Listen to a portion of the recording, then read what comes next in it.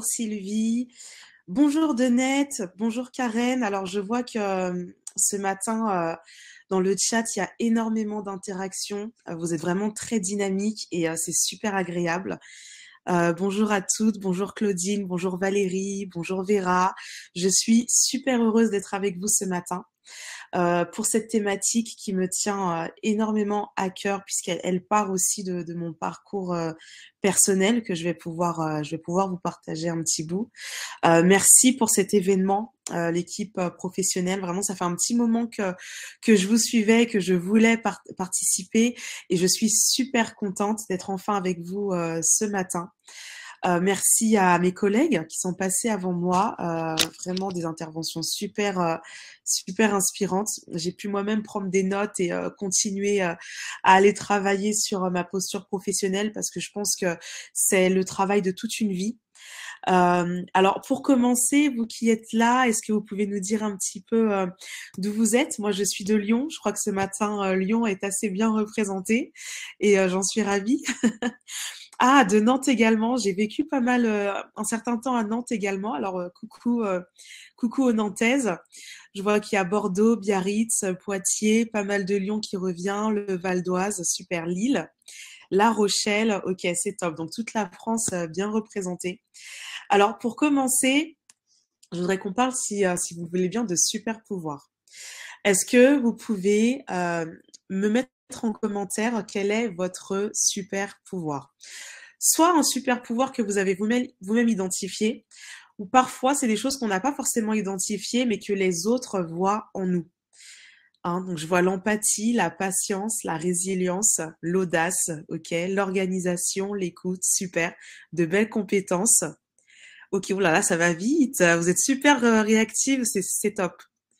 Communiquer avec les enfants, c'est pas mal. Ok, je retiens parce qu'on va parler d'enfants tout à l'heure. Créativité, sérénité, l'optimisme, l'adaptabilité. Ok, percevoir les autres, super.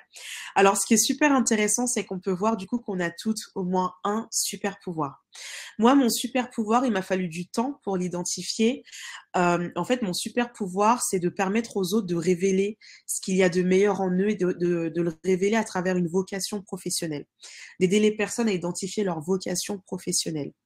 Et en fait, ce matin, mes deux enfants, mon super pouvoir, super, plutôt espiègle.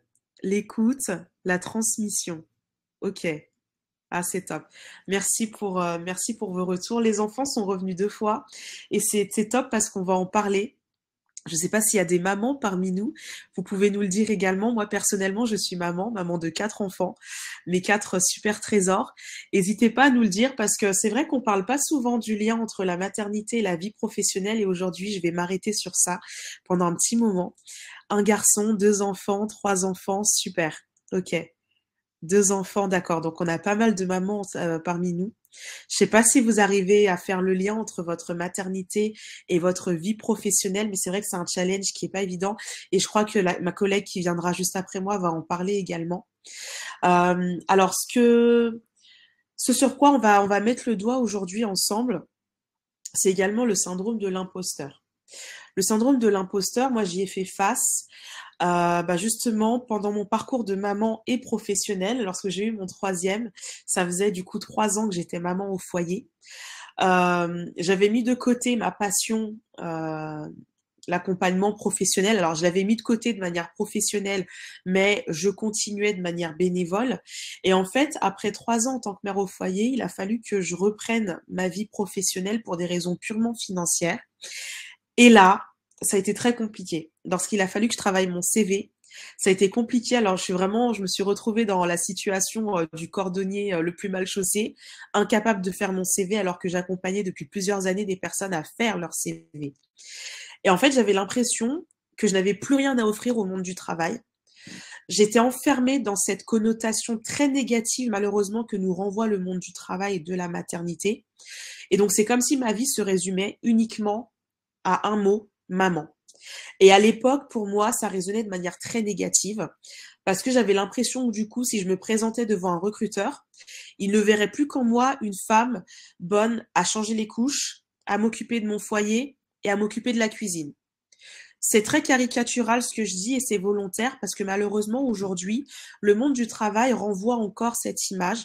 Alors, le tableau n'est pas tout noir, il y a énormément de progrès aussi, de plus en plus de sociétés, d'entreprises qui tentent justement d'accompagner leurs salariés et leurs salariés et eux dans trouver l'équilibre entre la parentalité et leur vie de maman. Alors, la femme au foyer n'a pas de statut dans notre société, c'est intolérable. Je suis assez d'accord et c'est aussi pour ça que je suis là devant vous aujourd'hui. Parce que du coup, moi, pendant ce temps où j'ai fait face clairement à ce qu'on appelle le syndrome de l'imposteur, l'impression de ne plus rien avoir à revendre, j'ai dû me poser, j'ai dû faire un travail. Ça m'a demandé aussi de faire un travail spirituel. J'ai pris le temps de méditer sur ma situation, de méditer sur mon identité. J'ai pris un travail profond où j'ai pris le temps de prier, j'ai mis ma foi en action et en fait, je suis ressortie de là avec un outil qui m'a permis d'identifier ma vocation, ma mission de vie. Et là, je me suis vue totalement différemment. Je n'ai plus vu en moi juste une maman, j'ai vu en moi d'abord une femme qui a une mission à accomplir, une vie qui doit compter pour les autres. Du coup, aujourd'hui, je vais m'adresser aussi à toi, peut-être qui est maman ou pas maman, mais qui a envie que sa vie compte pour les autres. Une vie avec de l'impact, une vie qui répond à des solutions, une vie qui apporte des réponses à un besoin. Et c'est là où tu peux faire le lien entre tout ce qu'on a entendu tout à l'heure, tes valeurs, ton identité et ta vie professionnelle. Est-ce que toi également, tu voudrais que ta vie professionnelle puisse en quelque sorte accomplir une mission et répondre à un besoin? C'est là où du coup, il va être important. Alors, introduction, je me suis déjà présentée, donc je vais passer un petit peu. Donc voilà, 17 ans d'expérience dans l'accompagnement pro. Et aujourd'hui, c'est vrai que moi, ma mission de vie, c'est de lever les freins à l'épanouissement professionnel des femmes et spécifiquement des mamans à travers du bilan de compétences et une construction de projets professionnels. Voilà. Donc le syndrome de l'imposteur, je crois que ça parle à peu près à tout le monde aujourd'hui parce que malheureusement ou heureusement, on en entend beaucoup parler. Il y a ces doutes, il y a des peurs, il y a le refus du succès. Ça, c'est ce qui retient aussi le plus mon attention dans le syndrome de l'imposteur, c'est-à-dire que tu peux avoir des réalisations et finalement, tu te détaches complètement de ces réalisations. C'est comme si, en fait, non, c'est pas moi. C'est impossible que ce soit moi et tu vas être gêné quand on va te faire des compliments et tu vas te dire intérieurement, en fait, si j'ai réussi, c'est parce que j'ai eu de la chance, ou si j'ai réussi, c'est parce qu'un tel m'a aidé. Alors qu'en fait, non. Oui, tu as réussi et ton travail y est pour quelque chose. Ton accomplissement, tu peux aussi t'en attribuer les mérites. C'est pas forcément tomber dans l'orgueil que de reconnaître que j'ai réussi à atteindre tel objectif, j'ai réussi à dépasser tel obstacle et en fait, ce n'est pas du tout de l'orgueil. Je pense que c'est peut-être aussi très culturel. Je l'ai vécu encore récemment dans un groupe de travail où je me trouvais. Quand je dis culturel, je pense que dans le milieu anglo-saxon, pardon, on est beaucoup plus à l'aise avec ça. Dans le milieu francophone, c'est un peu plus compliqué. Les anglo-saxons sont beaucoup plus détendus pour tout ce qui est parler d'argent, parler de ses succès, de sa réussite. Dans le milieu francophone, on est un peu plus gêné, si je peux dire ça comme ça. Je sais pas ce que vous en pensez. Et vous pouvez peut-être nous dire aussi en commentaire, est-ce que vous avez déjà fait face, est-ce que tu as déjà fait face? On peut se tutoyer, je suis assez à l'aise avec ça. Vous pouvez me tutoyer en retour. Est-ce que tu as déjà fait face au syndrome de l'imposteur? Ça peut se manifester par certaines questions. Par exemple, est-ce que tu doutes souvent de tes compétences, de tes capacités à réaliser quelque chose? Est-ce que tu attribues tes succès principalement à des facteurs externes, comme je disais tout à l'heure, donc ça peut être les autres, ça peut être la chance, plutôt qu'à ta compétence et à ton travail. Est-ce que tu crains que les autres finalement te démasquent? Est-ce que tu crains que les autres réalisent que finalement t'es pas si compétente qu'ils le croient, hein? Et du coup, il n'y a pas 36 000 solutions, hein, pour faire face au syndrome de l'imposteur qui peut revenir régulièrement. Je pense qu'à chaque fois que tu vas vouloir passer un cap, il peut revenir, hein. Ce qui est important, c'est de bien le détacher, de se dire que ce n'est pas moi. c'est une voix extérieure qui vient comme pour m'enfermer. Mais en fait, je peux aller au-delà du syndrome de l'imposteur. Ce qui est pas mal déjà, c'est d'en parler. Alors, je vois le manque de légitimité, c'est tellement ça. Oui, pour les anglo-saxons, mais aussi tous les pays nordiques. Ok. Le Danemark, la Norvège, d'accord. Tu vois, je ne savais pas. Effectivement, c'est intéressant de le marquer. Donc, les pays scandinaves, du coup, ont plus de liberté à accepter alors, je vois Anne qui dit les doutes, les peurs, manque de confiance en moi, sentiment d'infériorité, j'ai tendance à me rabaisser même à 54 ans. C'est important, merci d'avoir précisé l'âge parce qu'effectivement, il peut venir à tout âge. C'est pas lié à ton expérience, c'est pas lié à ton âge. Je pense que c'est vraiment lié à où tu te trouves et quand tu veux passer un cap, quand tu veux passer une limite, quand tu veux comme sortir de ta zone de confort, et ben là, forcément, il peut y avoir ce retour du syndrome de l'imposteur, la peur de ne pas être à la hauteur, effectivement. Et donc, parmi les solutions que moi j'ai expérimentées, que j'ai identifiées dans mes recherches, il y a le fait d'en parler. Parler fait du bien. Parler fait du bien, pourquoi? Parce que tu peux te rendre compte qu'en face, ben, la personne, elle a aussi le même challenge que toi. Et du coup, ça dédramatise. C'est comme la montagne, tu la voyais énorme devant toi. Et le fait d'en parler, tu te rends compte que, bah, en fait, la montagne n'est pas si infranchissable que ça. Et puis, bah, le témoignage de l'autre qui peut-être a réussi à franchir ce cap te donne de la force pour y aller également. Ensuite, le fait de tenir un journal, le fait d'écrire. Le fait d'écrire ses réussites, d'écrire ses accomplissements, ça aide. Parce que du coup, ça te permet de le relire en fait. C'est comme te parler à toi-même. Moi, j'ai fait cet exercice, je l'ai partagé récemment sur ma communauté Instagram, où je leur ai dit, écoutez, là, on est en juin, donc la moitié de l'année s'est écoulée, on va rentrer dans le deuxième semestre. Et si on prenait le temps de s'arrêter, de faire le bilan, mais pas uniquement de faire le bilan des objectifs que j'ai pas encore atteints. Moi, je pense que c'est bon de se fixer des objectifs, mais sans se mettre une pression. Se fixer des objectifs tout en acceptant qu'il y a peut-être des objectifs que je ne vais pas atteindre. Et en fait, il n'y a pas mort d'homme. Hein. Je peux me réajuster pour les atteindre, mais je peux surtout prendre le temps de célébrer les choses que j'ai réussi à faire. Et donc, j'ai encouragé ma communauté à identifier une réussite 6 réussites finalement, une réussite par mois et à prendre le temps tout au long de l'été de les célébrer. Donc on a comme le devoir avec les accomplis là d'identifier 6 réussites et finalement de trouver 6 moyens de célébrer. Et c'est ce que je peux vous inviter aussi à faire. Vous pouvez peut-être nous mettre en commentaire votre réalisation dont vous êtes le plus fier, ta réalisation dont tu es le plus fier depuis janvier jusqu'à juin. Quelle est cette chose dont tu es fier? Tu peux être fier de quelque chose que tu as accompli dans le domaine professionnel. En plus, en tant que maman, on est souvent en tant que femme, pardon, on est souvent multicasquette. On peut être une professionnelle, on est d'abord une femme, on peut être une mère, on peut être une épouse, tellement de casquettes. Tu imagines un petit peu si tu prends le temps de te poser, d'écrire 2, 3, 4 réalisations par casquette et de les célébrer, finalement, tu passerais tes journées à célébrer davantage tes réussites que de regarder ce que tu n'as pas réussi à atteindre.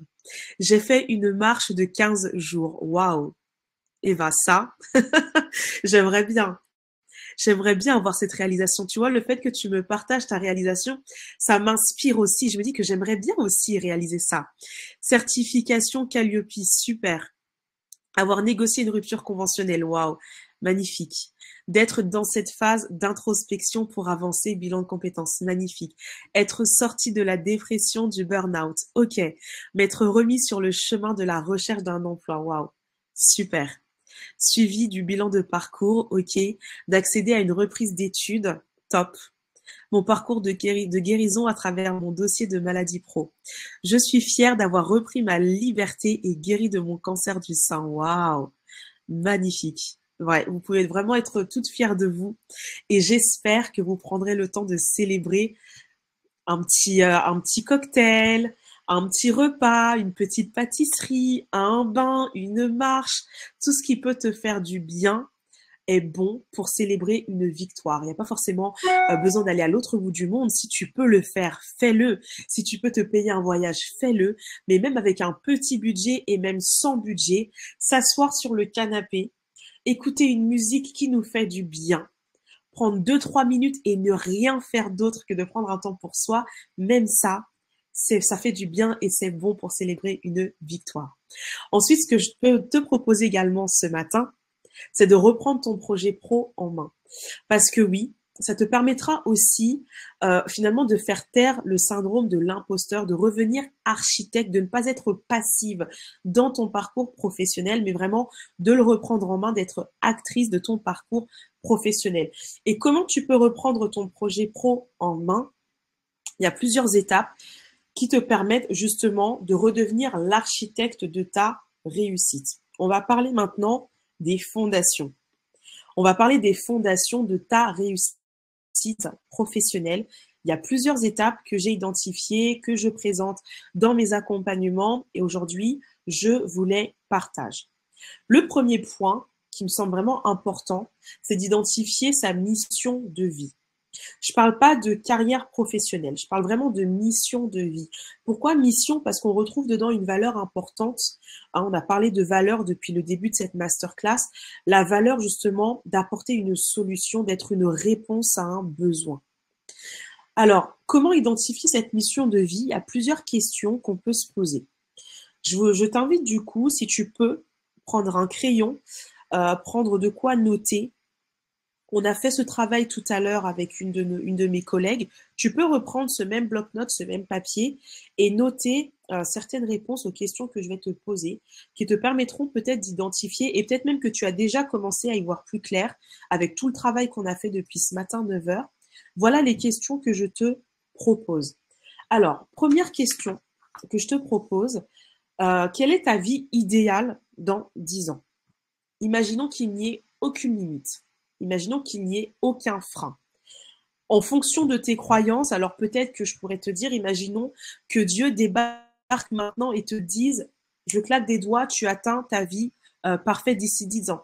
D'autres verront peut-être le génie, peut-être que le génie sortira de sa lanterne et il te dit, je réalise ta vie parfaite d'ici 10 ans. Où est-ce que tu te vois d'ici 10 ans? Encore une fois, aucune limite, aucun frein, tu peux tout faire. Quelle est ta réussite d'ici 10 ans? Alors, il y a plusieurs facteurs. Ça peut être en termes d'accomplissement professionnel, ça peut être l'accomplissement familial. Est-ce que tu te vois avec, sans enfant, marié, pas marié? Ça peut être également le lieu géographique, ça peut être le type de structure. Est-ce que tu te vois dans une grande entreprise? Est-ce que tu te vois dans une petite entreprise plutôt familiale? Est-ce que tu te vois sur un métier support, un métier technique? Est-ce que tu te vois en France, à l'étranger? Qu'est-ce que tu te vois réaliser idéalement d'ici 10 ans? Ça peut être aussi des objectifs de salaire. Je pense qu'il faut être à l'aise avec ça. Le niveau de vie peut être aussi un de tes objectifs. Peu importe pourquoi tu veux gagner plus d'argent, si tu veux gagner plus d'argent, tu as le droit. Je pense que chacune doit être à l'aise avec ses aspirations professionnelles, ses aspirations de vie. Vivre au bord de la mer. Je ne vois pas le futur, je suis née ainsi et c'est un choix. Faire le tour du monde avec l'homme de ma vie, être sortie de mes soucis et vivre heureuse. Ok.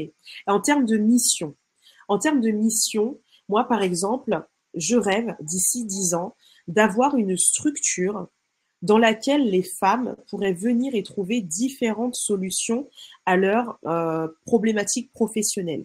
Parce qu'en fait, plus j'avance, plus j'ai identifié que finalement, s'épanouir professionnellement parlant, en fait, il n'y a pas que la question du travail. Il y a aussi la question de l'estime de moi-même, il y a la question de ma santé, il y a la question de ma vie professionnelle, il y a la question de mes finances, il y a la question de ma vie conjugale, il y a la question de ma vie parentale, il y a tout un tas de questions. Et j'aimerais, d'ici 10 ans, créer comme une maison de la femme, où la femme, en venant, elle pourrait trouver de l'aide pour traiter ces différentes thématiques et avoir un petit peu un accompagnement 360. Voilà, moi, mon rêve d'ici 10 ans. Ok. Alors, pour atteindre ce rêve, ce que je propose après, c'est de réaliser son auto-diagnostic. D'accord? Alors, difficile pour moi de me projeter dans le futur depuis toujours. C'est pas un problème en soi. C'est pas un problème en soi. Ça me semble important. Là, il n'y a pas de fatalité. Ça me semble important parce que ça donne comme une boussole finalement. Maintenant, il y a des personnes qui arrivent à vivre au jour le jour et c'est très bien. Moi, je sais que c'est difficile pour moi. J'ai besoin de pouvoir me projeter, peut-être aussi parce que j'ai un profil multipotentiel. où je vais avoir tendance à vouloir toucher à plein de choses en même temps. Et si je n'ai pas justement comme cette vision dans laquelle je ne m'enferme pas, parce qu'elle peut évoluer au fur et à mesure que ma vie évolue, mais d'avoir comme cette boussole me permet finalement de faire le tri aussi dans les opportunités qui se présentent, me permet de prendre des décisions, me permet de ne pas m'éparpiller et ça me donne de la force dans les épreuves. Parce qu'il faut savoir que même en étant entrepreneur, la vie n'est pas rose tous les jours. En étant maman, je suis très heureuse, mais il y a des jours où c'est aussi très compliqué. Mais d'avoir comme cet objectif me donne de la force. Me dit, ok, Raïssa, ça a dû... En fait, it's worthy, comme on dit en anglais. Tu ne le fais pas pour rien. Ok, il y a cette épreuve, mais raccroche-toi au but. C'est ça qui me donne de la force pour continuer d'avancer. C'est pour ça que j'encourage, moi, les personnes que j'accompagne à avoir cette vision de ce qu'elles veulent devenir, de ce qu'elles veulent atteindre d'ici 10 ans, tout en prenant le temps, encore une fois, de célébrer pas à pas les réalisations et d'apprécier son quotidien. Ok. Il y a d'autres questions que tu peux te poser aussi si tu veux identifier ta mission de vie. Et par exemple, quand tu regardes autour de toi, qu'est-ce qui te frustre en fait? Quelles sont les situations que tu as du mal à supporter et pour lesquelles tu te dis mince, j'aimerais tellement apporter des solutions, apporter une solution à cette situation. Moi, par exemple, c'est de voir les personnes malheureuses dans leur vie professionnelle, mais pour d'autres, ça peut être de voir les personnes malheureuses dans leurs finances, malheureuses dans leur vie parentale, malheureuses dans leur vie conjugale, d'être sans abri, d'être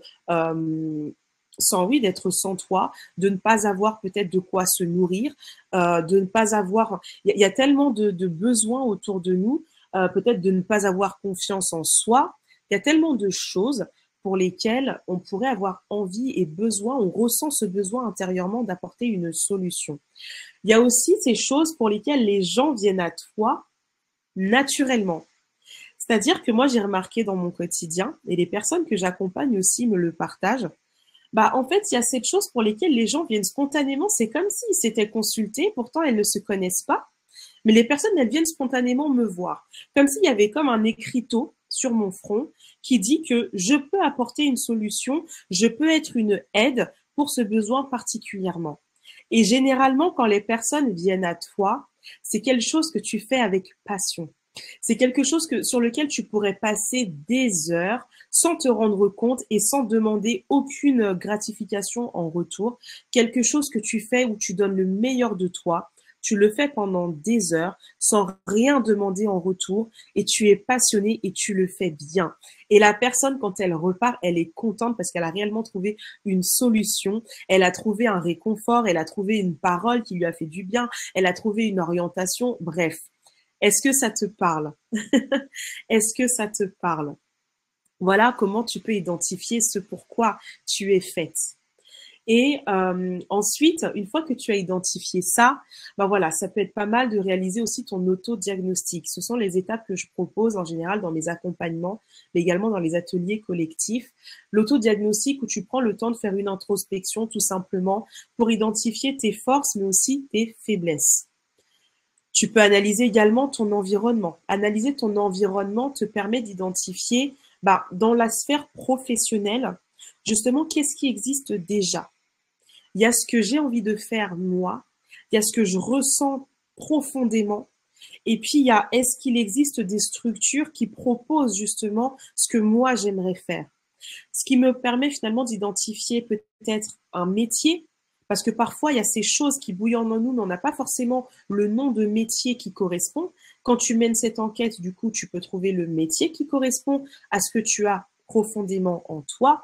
Tu peux identifier la structure, tu peux identifier peut-être du coup la formation qui te permettrait d'y accéder. Et puis, si ça n'existe pas, tu peux tout simplement identifier que c'est à toi de créer ton métier. C'est à toi de créer finalement la structure qui permettra d'apporter la solution que tu as en toi. Et là, c'est là qu'on commence ensuite à rentrer dans la phase du plan d'action. On construit le plan d'action, on commence par l'écrire. J'accompagne pour écrire les étapes d'aujourd'hui à 10 ans et ça te donne du coup un plan que tu peux peaufiner tous les ans. Tu peux faire ton bilan, tu peux le réajuster. Bref, tu as ta boussole professionnelle qui t'accompagne. Alors maintenant, je m'arrête, comme je disais tout à l'heure, sur les mamans. C'est une cible que j'ai particulièrement à cœur en ce moment parce que j'ai rencontré beaucoup de mamans qui, après avoir été mères au foyer, ont traversé ce que moi j'ai traversé, que je vous ai partagé au début, ce sentiment de ne plus rien avoir à offrir. Alors qu'en fait, en tant que maman, on développe énormément de compétences que l'on peut valoriser sur le marché du travail. Et moi, actuellement, j'accompagne les mamans justement à valoriser cette expérience de maman sur leur CV pour ne plus avoir ce syndrome du trou sur le CV. En fait, il n'y a pas de trou sur le CV en réalité. Quand tu es maman, quand tu prends le temps, quand tu prends la décision honorable de t'arrêter pour l'éducation de tes enfants, il n'y a pas de trou. Je pense qu'on est d'accord pour dire qu'une maman, elle ne s'ennuie pas. Rester à la maison, ce n'est pas rester à rien faire, au contraire. Et en fait, tu développes réellement une posture de gestionnaire. Et ce qui est intéressant, c'est qu'aujourd'hui, il y a une étude qui a été partagée par le magazine Capital, une étude qui a été menée sur LinkedIn où plus de 50% des recruteurs reconnaissent qu'aujourd'hui, ils font davantage attention, ils s'intéressent davantage à ce qu'on appelle des compétences transverses. Et dans le top 5 des compétences, il y a la gestion de projet, il y a le management, il y a la communication, il y a le travail d'équipe et il y a les compétences organisationnelles. Ce qui est excellent, c'est que quand on est maman, ce sont des compétences que l'on développe tout naturellement en fait. Et moi, j'accompagne les mamans justement à professionnaliser cela, à prendre le temps d'observer sa vie de maman, à identifier les compétences, à les retranscrire sur le CV et finalement à se créer un profil que l'on peut défendre devant des recruteurs sans problème. Alors, il y a Kaloudia qui propose à toutes les Bordelaises de prendre un verre et de discuter ensemble. C'est top. C'est top en fait, c'est cette synergie et je crois que c'est pour ça aussi que les événements professionnels sont excellents parce qu'on peut du coup créer des connexions, créer des dynamiques, s'entraider comme de la sororité qui fait du bien. Alors Florence qui dit quand verrons-nous les mamans rémunérées pour s'occuper de leurs enfants avec des droits à la retraite? C'est vrai que c'est un débat que je mène. C'est un combat aussi que je mène. Et en attendant, ce que je peux faire à mon niveau, en tout cas, c'est aider les mamans à crier haut et fort que mon expérience de maman n'est pas un trou sur mon CV, mais une réelle expérience.